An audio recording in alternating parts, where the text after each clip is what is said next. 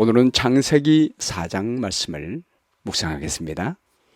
오늘 우리가 묵상할 문제는요, 하나님께서는 왜 아벨과 그의 제물은 받으시고 가인과 그의 제물은 받지 않으셨을까요?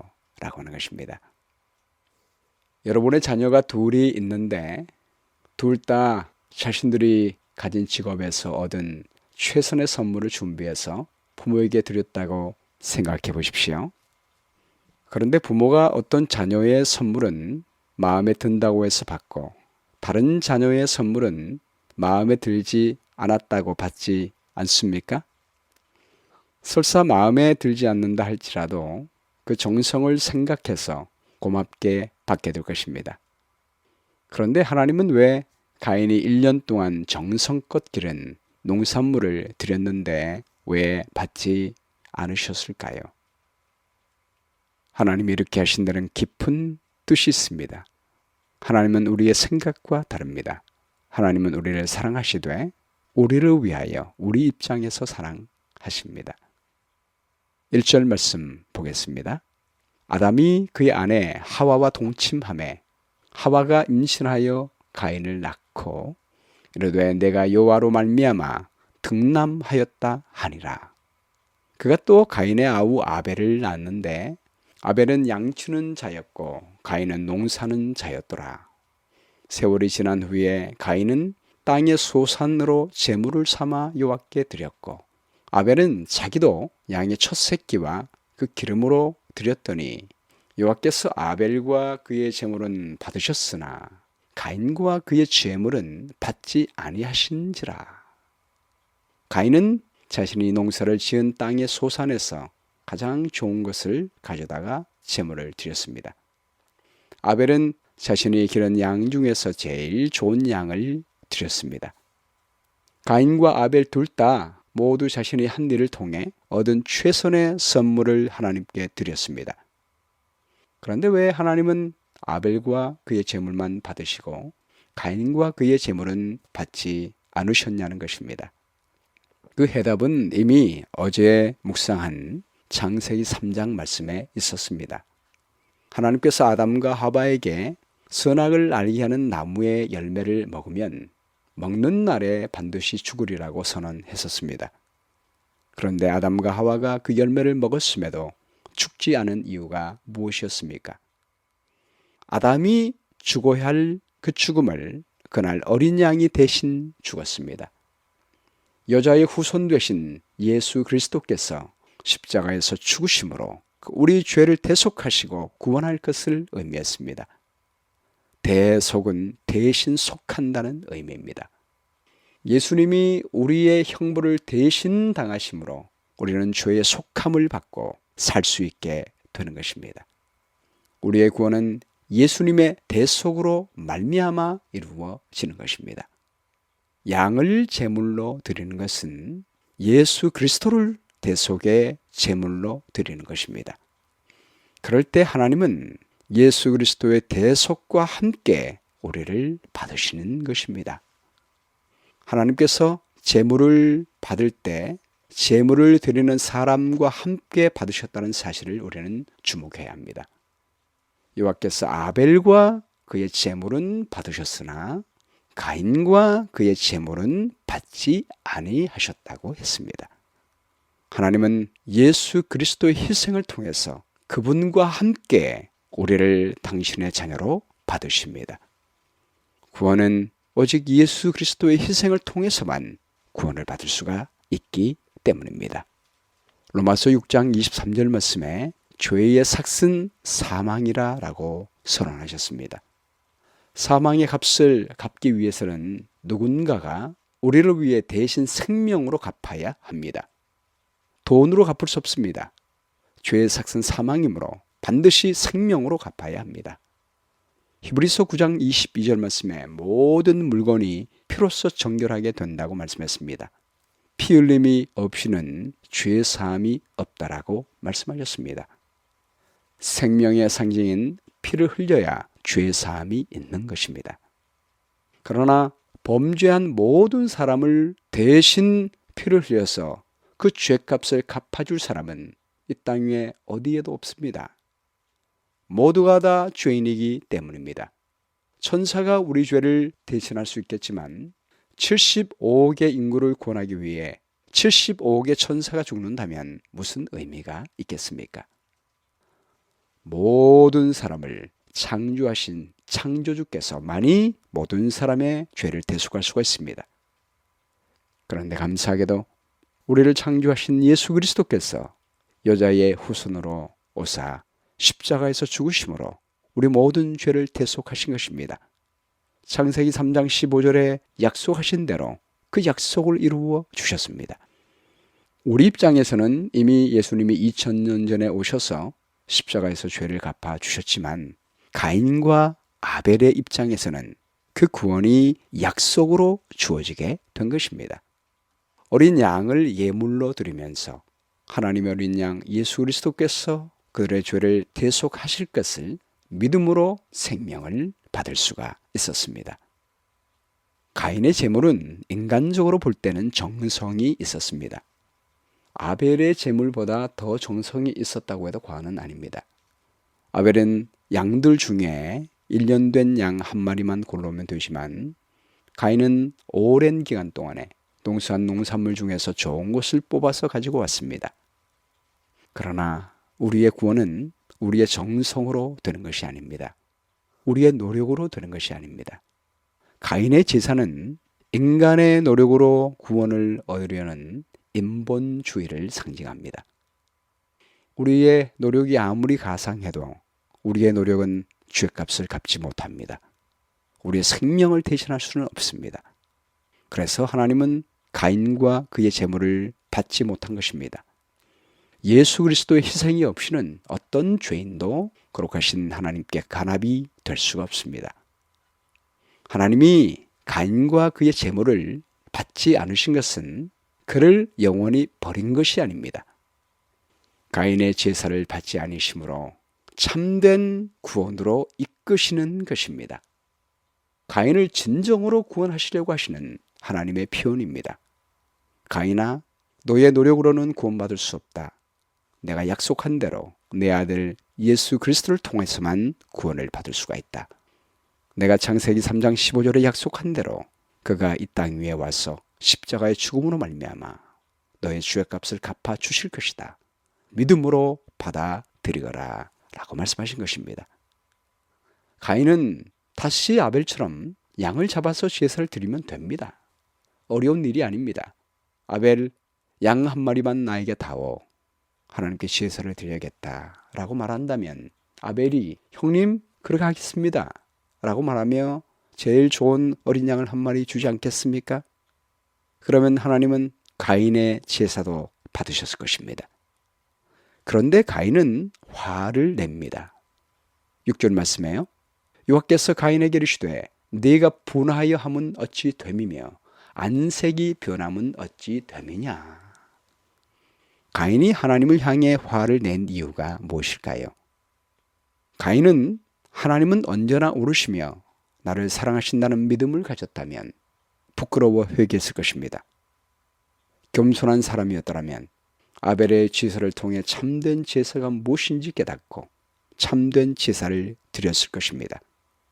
그런데 화를 냈다고 하는 것은 자신이 옳고 하나님이 틀렸다는 태도입니다. 자신의 제사가 옳고 아벨의 제사가 잘못되었다고 생각하고 있었습니다. 화를 내는 가인을 향하여 하나님은 대답하십니다. 7절 말씀에요. 내가 선을 행하면 어찌 낯을 들지 못하겠느냐. 선을 행하지 아니하면 죄가 문에 엎드려 있느니라. 죄가 너를 원하나 너는 죄를 다스릴지니라. 오늘 이 말씀에 하나님께서 범죄한 사람을 향하여 죄를 다스리는 귀중한 법칙을 말씀해주고 있습니다. 인간이 범죄하지 않는 것이 하나님의 최선책이었습니다. 그러나 우리가 범죄했을 때 죄를 처리하는 방법을 주셨습니다. 여러분, 우리도 죄를 범할 수 있습니다. 그런데 죄를 범했을 때 그 죄를 어떻게 올바른 방법으로 처리하느냐가 중요합니다. 선을 행하지 않으면 죄가 문에 엎드리느니라 라고 말씀했습니다. 우리가 죄를 범했을 때 그 죄를 제대로 처리하지 않고 놔두면 죄가 우리를 망가뜨리기 위하여 우리를 덮친다는 것입니다. 죄가 문 앞까지만 올 수 있다는 것은 죄는 우리의 마음 문 앞에서 충동은 할 수 있지만 우리로 죄를 짓도록 할 수는 없다는 말입니다. 이에 대해 무디가 이렇게 말했습니다. 새가 공중을 날아가면서 우리 머리 위에 똥을 쌀 수는 있어도 우리의 머리에 앉을 수는 없다라고 했습니다. 사탄도 우리에게 가까이 와서 우리를 유혹할 수는 있습니다. 충동할 수는 있습니다. 그러나 우리가 허락하지 않은 한 우리 마음에 들어올 수는 없습니다. 하나님이 우리에게 선택권을 주셨기 때문입니다. 그래서 하나님은 말씀하십니다. 죄가 너를 원하나 너는 죄를 다스릴지니라. 여러분, 얼마나 놀라운 약속입니까? 하나님께서 우리에게 죄를 다스릴 수 있는 권세를 주셨다고 말씀하십니다. 하나님은 태초에 사람에게 모든 만물을 다스리는 권세를 주셨습니다. 우리가 범죄함으로 말미암아 많은 권세를 잊어버렸다 할지라도 예수님이 십자가에서 우리 죄를 갚아주시고 우리를 죄의 종에서 해방시켜 주심으로 다시 우리에게 선택할 수 있는 권세를 주셨습니다. 우리는 죄를 이길 힘은 없습니다. 사탄은 우리보다 훨씬 강합니다. 그러나 우리는 예수 그리스도를 우리의 구주로 영접할 선택권을 가졌습니다. 요한복음 1장 12절 말씀에요. 영접하는 자, 곧 하나님의 아들을 믿는 자에게는 하나님의 자녀가 되는 권세를 주셨느니라. 이 권세가 헬라말로 엑수시아인데요. 공식적인 하나님의 정부가 우리에게 주시는 권세를 말합니다. 죄가 우리 마음 앞에서 우리를 정복하기 위해 엎드릴 때 죄를 받아들이지 않고 예수님을 영접한다면 주님께서 우리 안에 들어오셔서 그분의 능력으로 죄를 이길 수 있도록 인도해 주실 것입니다. 창세기 3장 15절의 약속을 따라 이미 사탄의 머리를 상하게 하고 사탄을 이기시고 죄를 정복하신 예수님께서 우리의 죄를 다스려 주시게 될 것입니다. 그러면 우리는 죄를 이길 수가 있습니다. 요한일서 2장 1절 말씀에요. 나의 자녀들아 내가 이것을 너에게 쓰면 너희로 죄를 범하지 않게 하려 함이라.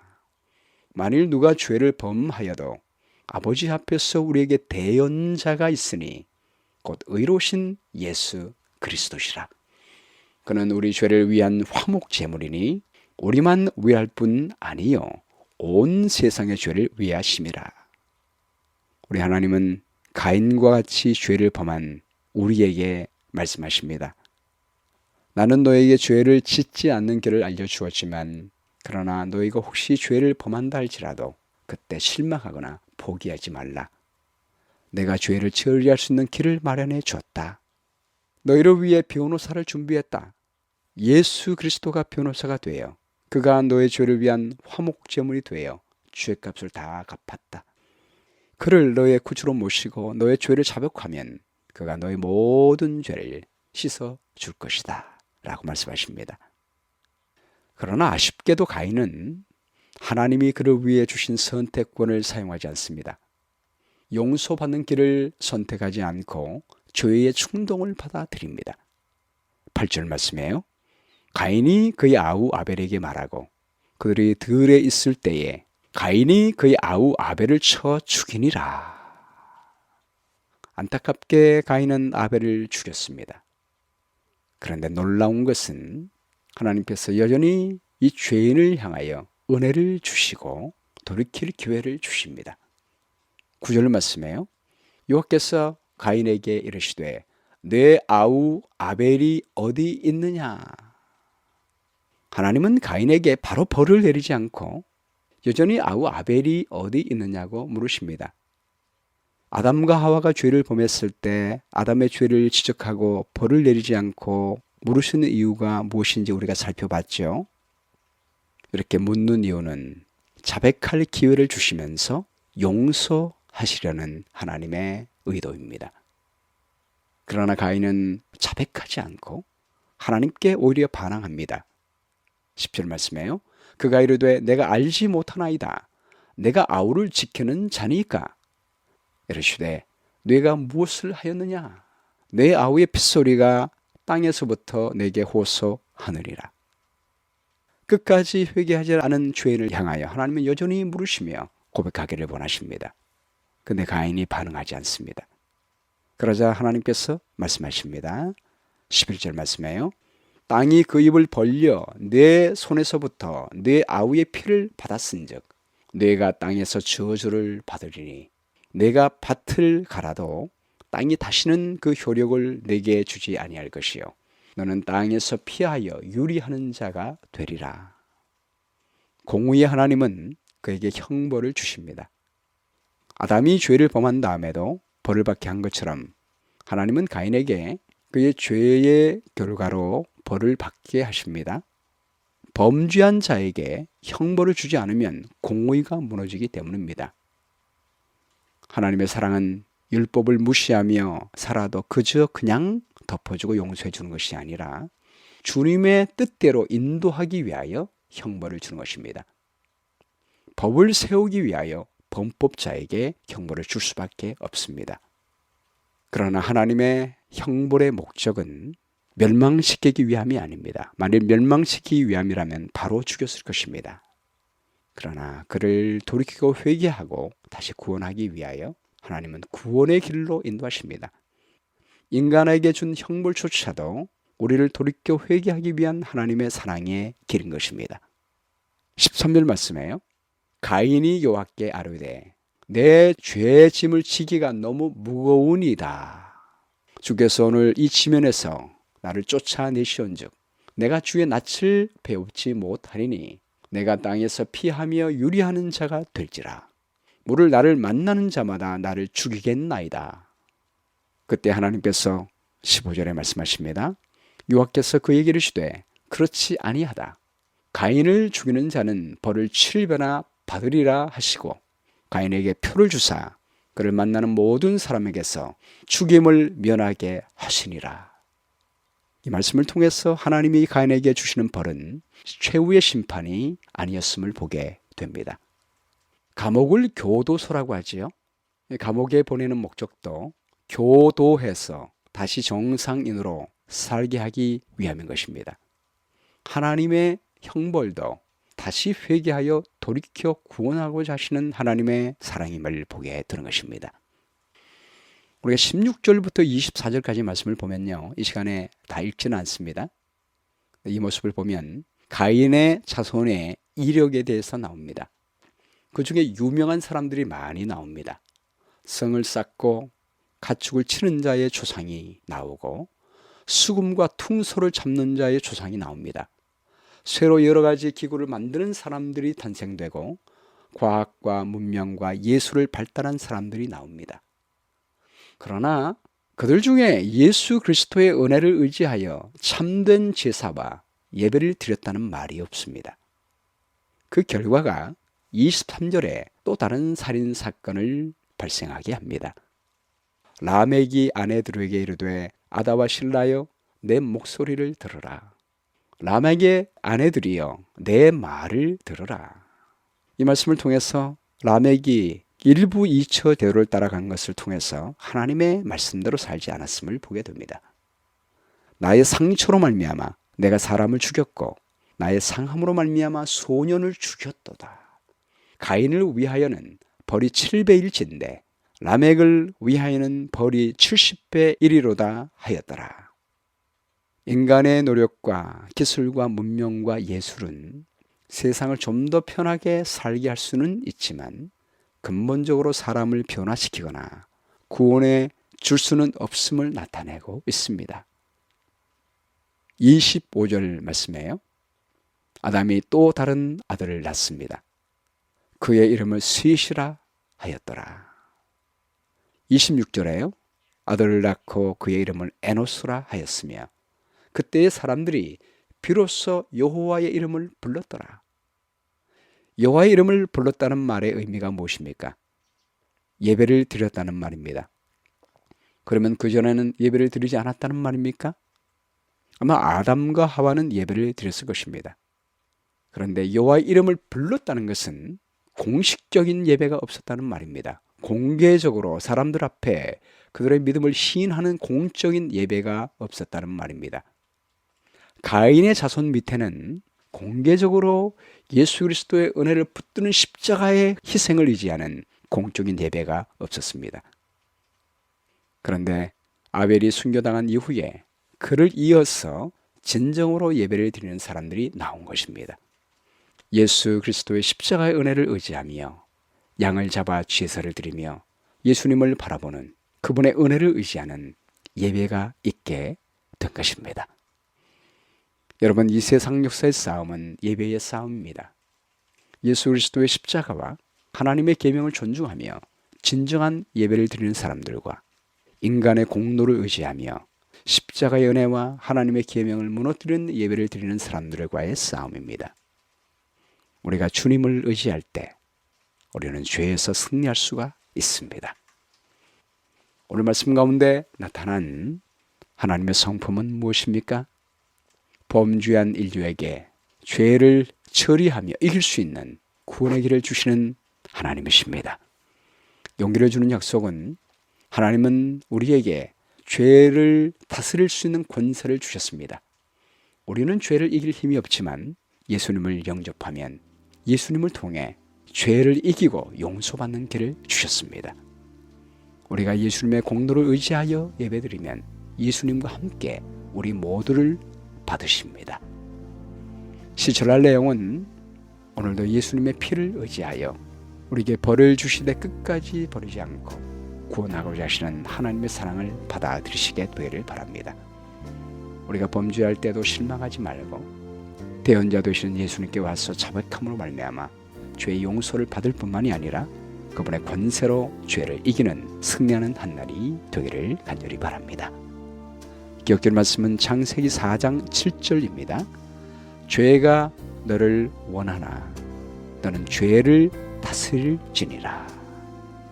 기도하겠습니다. 아버지 하나님, 범죄한 우리를 하나님의 사랑과 인내로 기다리시며 은혜 주시는 아버지의 사랑 감사합니다. 이미 예수님이 십자가에 못 박혀 죽으심으로 말미암아 우리 모든 죄값을 대속해 주셨사오니 감사합니다. 지금 하늘 위에서 우리를 위하여 중보하시는 주님의 중보를 감사합니다. 주님, 우리가 죄를 범할 때 이런 하나님의 크신 사랑을 깨닫고 자복하고 회개함으로 말미암아 죄의 용서함을 받도록 도와주시고 또한 예수님을 우리 마음속에 영접함으로 주님으로 인하여 모든 죄를 이기고 승리하여 하나님의 보좌에 앉게 되는 귀한 한날 될 수 있도록 도와주시기를 간절히 바라오며 예수님 이름으로 기도합니다. 아멘.